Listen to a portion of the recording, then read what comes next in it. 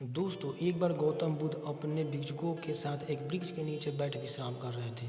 उस वृक्ष की छांव में बुद्ध अपने भिक्षुकों की जिज्ञासा दूर कर रहे थे। बुद्ध के सभी भिक्षु एक एक करके उनसे प्रश्न पूछ रहे थे और गौतम बुद्ध उनके प्रश्नों के उत्तर दे रहे थे। बुद्ध के उन भिक्षुओं में कुछ भिक्षु ऐसे भी थे जो कुछ समय पहले ही संघ से जुड़े हुए थे, जिसके कारण अभी उनके भीतर वह समझ पैदा नहीं हुई थी जो गौतम बुद्ध के प्रवचनों को समझ सके।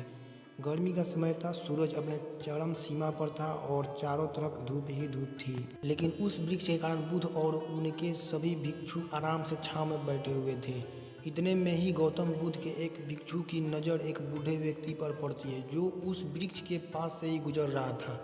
वह भिक्षु उस बूढ़े व्यक्ति को देखकर अचानक से ही हंसने लगता है।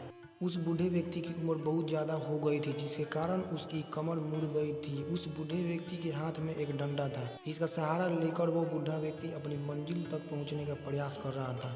उस बूढ़े व्यक्ति का शरीर केवल हड्डियों का ढांचा मात्र था। अपने भिक्षु को हंसते हुए देख बुद्ध उससे कहते हैं कि मेरे प्रिय भिक्षु, कृपा कर हंसो मत, क्योंकि जिस व्यक्ति को देखकर तुम अभी हंस रहे हो वो कोई साधारण व्यक्ति नहीं है, बल्कि वह व्यक्ति इसी क्षण तुम्हारे जीवन को रूपांतरित करने की क्षमता रखता है।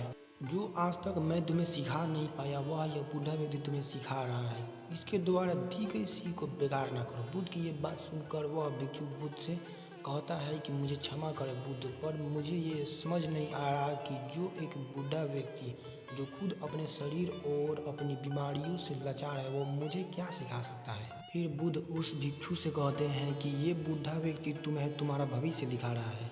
जिस बुढ़ापे को और लाचारी को देख कर तुम अभी हंस रहे हो, वो बुढ़ापा और लाचारी तुम्हारे जीवन में भी आने वाली है। वह बूढ़ा व्यक्ति तुमसे कह रहा है कि अभी समय है, इस स्वस्थ शरीर का अच्छे कर्म करने के लिए उपयोग करो।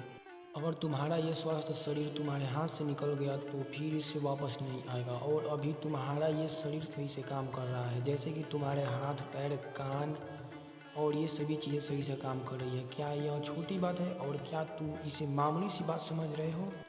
यह घटना कोई साधारण घटना नहीं थी जो अभी तुम्हारे साथ घटी, और ये घटना तुम्हारे जीवन को बदलने की क्षमता रखती है। ठीक इसी तरह की घटना ने मेरा जीवन बदला था, और इस तरह की घटना के कारण ही मैं आज बुद्ध हूँ।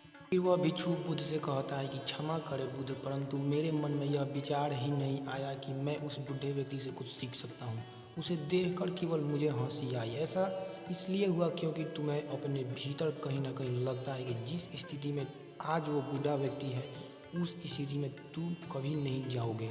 जिस बुढ़ापे का और लाचारी का सामना आज वो बूढ़ा व्यक्ति कर रहा है, तुम्हें लगता है कि उसका सामना तुम कभी नहीं करोगे, इसलिए तुम उस बूढ़े व्यक्ति को देखकर हंस पाए।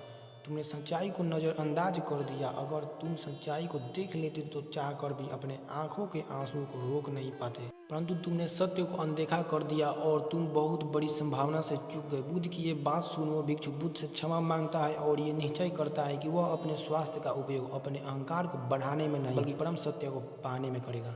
दोस्तों, जो लोग इस कहानी को सुन रहे हैं, हो सकता है कि आप बड़ी बड़ी समस्याओं में हो या हो सकता है कि आप परेशानियों में हो, लेकिन फिर भी एक बात को हमेशा ध्यान में रखना कि जब तक आपका स्वास्थ्य ठीक है तब तक आप किसी भी बड़ी से बड़ी समस्या से बाहर आ सकते हैं। दोस्तों, इसीलिए बुद्ध ने कहा है कि हमारा स्वास्थ्य हमारा सबसे बड़ा उपहार है जो हमें इस सृष्टि से मिला हुआ है, इसलिए इसका उपयोग सही से करें। दोस्तों, वीडियो अच्छी लगी तो वीडियो को लाइक करें तथा चैनल को सब्सक्राइब करें।